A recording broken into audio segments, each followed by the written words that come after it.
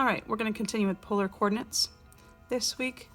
So some of this will look a little bit like last week, but it's a little more confusing perhaps. If you remember your complex numbers, this is what a complex number looks like. It's got an imaginary part and a whole number part. And that's what these answers will look like at the end, just maybe a little more confusing with like square roots and such. So you'll notice the angle they give you. It's always going to be the same. See on this one? They give it in degrees or in radians. So 315 degrees. What I do is on my unit circle find those answers. Those are your cosine and your sine. Okay? So those numbers are basically replacing that and that. And then I'm going to take 3 times those. So if I did that, this is like square root of 2 over 2. Take it times 3, that'd just be 3 square root of 2 over 2. Plus, now the sine from down below is negative square root of 2 over 2. Take that times the 3, but then I also have this I here. Okay, don't forget that. So it'd be negative 3, then I have to give the I square root of 2 over 2. And that's your answer. It's a little crazy looking, but the math of it is pretty simple. Okay, let's continue down here. 4 pi over 3, if I look at my unit circle, are these numbers, negative half, negative square root of 3 over 2. So if I took 10 times negative half, that'd be negative 5. Okay, this part is the negative square root of 3 over 2. If I take that times 10, imagine the 10 and the 2 canceling to leave 5, but I still have that negative. And don't forget about the I. It has to go after the whole number and before the square root. Okay, again, this, some people need to write it up above. This is negative half. This is negative square root of 3 over 2, also with the I. And then it's like you're distributing the 10 out to that and to that, if that helps you. But this is what your final answer looks like. Okay, last example. Pi, if you look on the unit circle right there, is just negative 1 and 0. Again, if you want to write negative 1, 0, don't forget about the I. So 7 times that would be negative 7. 7 times this, well, that'd just be 0 I. You can write it like that. Or anything with a 0 you just don't need. So the answer could also just be negative 7. Okay? This first part will be on your quizzes, and I'll give you that number on the homework. Okay, let me remind you what we were doing for the second part of the homework. It's like the reverse of what we did last week. Okay, remember last week we were given a polar coordinate 4, 240, and go to that dot. I didn't explain to you perhaps that those numbers are what we call r and theta. R is like how many radii out you are on that circle, or how many circles. And theta would just be the angle degree. Okay, so last week we went from polar to rectangular. So we found the numbers for 240, multiplied them by 4, and that would have been this. And remember I said this point and this point are essentially the exact same point. But this is an xy coordinates, which is this way, that would be your x. And then this way, that would be your y. Okay, what our theta essentially is instead of giving like the left, right, up, down measurement, they're giving this measurement. That's like the hypotenuse.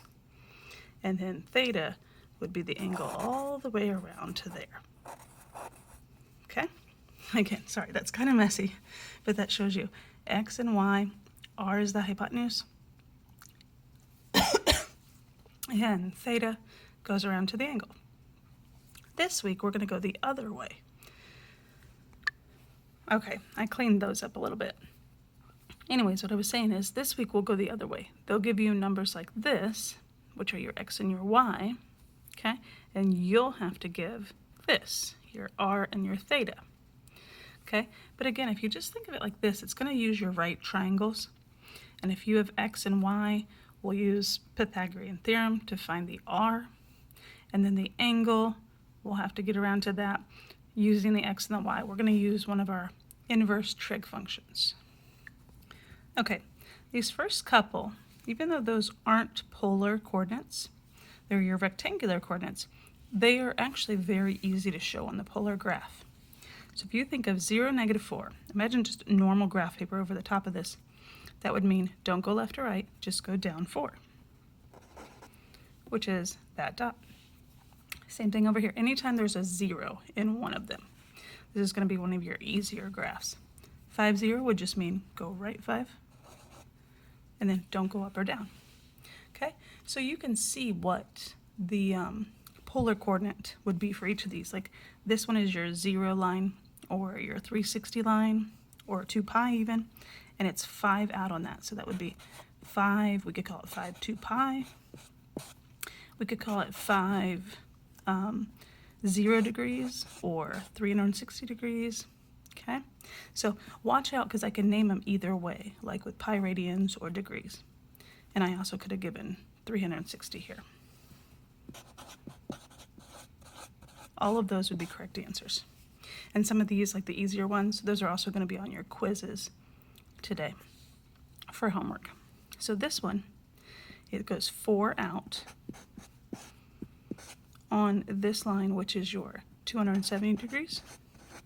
Or if I named it in pi radians, it'd be 3 pi over 2. Okay, so watch for either of those answers. Either of those would be correct. Then we're going to get into ones like this.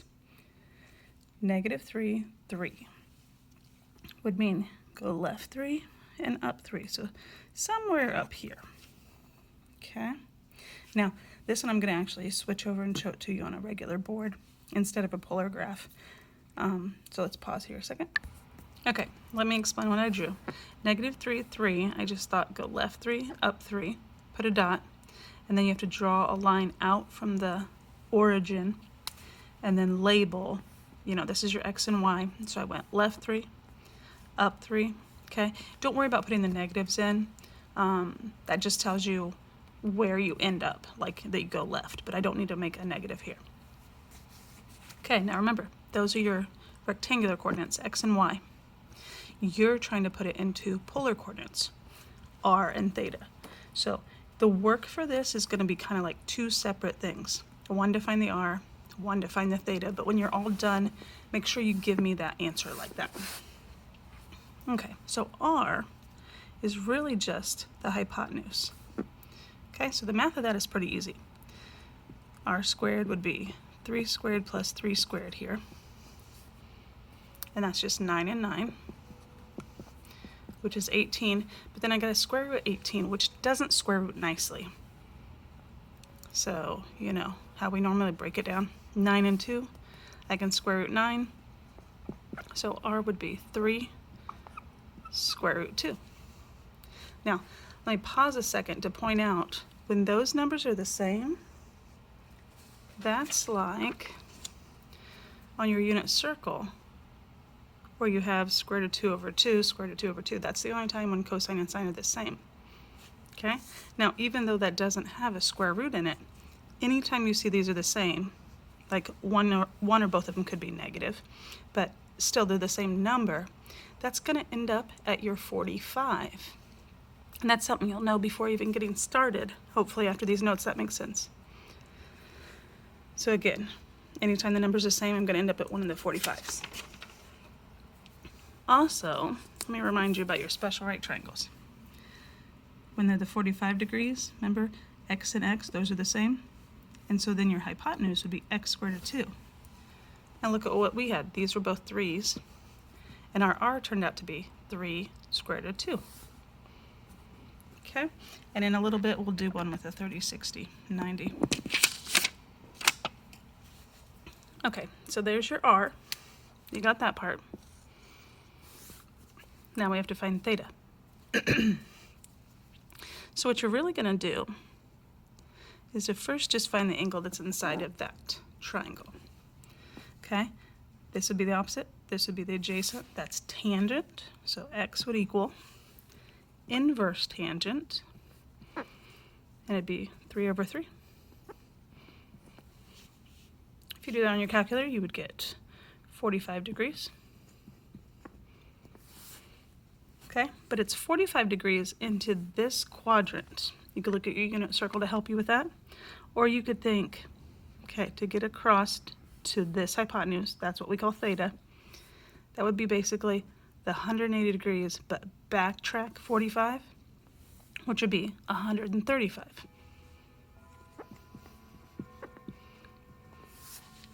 Now, when you go to give me this final answer, you have to write it both ways. So, remember it's in this form, r theta. So you give me 3 square root of 2, and then this angle. Okay, that's in degrees. When I say I want it in both ways, I want it in degrees and in radians. And you're just going to find that on your unit circle. 135 degrees is the same thing as 3 pi over 4. So